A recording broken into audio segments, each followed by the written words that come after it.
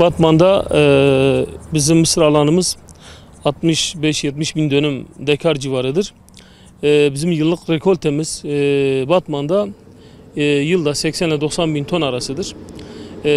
Mısır bu sene fiyat şu anda piyasa fiyatı çok iyidir. Yani çiftçilerimizin beklediği bir fiyattır. Rekolteyi de iyi bekliyoruz. Bu sene çok şükür bir aksilik şu ana kadar yaşanmadı. Ekiminden bugüne kadar devam eden tarımsal faaliyetlerin tamamı iyi gitti. Tabii dediğim gibi şu anda piyasa fiyatı da iyi. Bu şekilde eğer çiftçinin elinden satabilirsek yani çiftçi sevinecek, yüzü gülecektir. Yalnız yine tabii burada bizim her zaman handikapımız olan her zaman bizim sorun olarak dile getirdiğimiz girdilerin çok yüksek olması.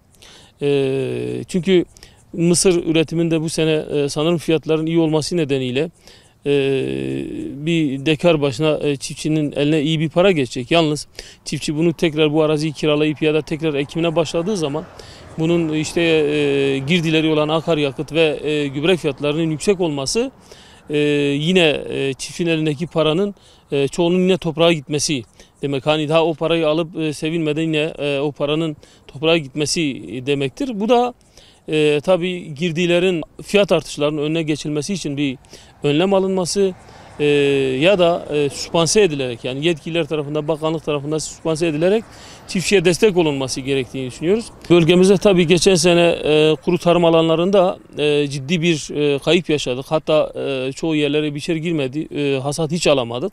Bazı yerlerde %10, %20 civarında bir hasat aldık. Yani çok zor bir durum, zor bir dönem geçirdi çiftçimiz. Yalnız mısır gibi sulanan tarım arazileri de ise beşeri bir sulama sistemiyle sulandığı için bu kuraklıktan çok etkilenmiyor. Yani geçen sene baraj gölünde, yani mısır alanını sulayan baraj gölünde bir sıkıntı, az bir şey oldu, yine kurtardı ama bu sene çok şükür öyle bir sıkıntımız da yok. Baraj sularımız da yeterli seviyede ve çiftçimiz ürünü hiç tereddütsüz olarak yeterince sulayabilmekte, bir sıkıntımız yok o konuda.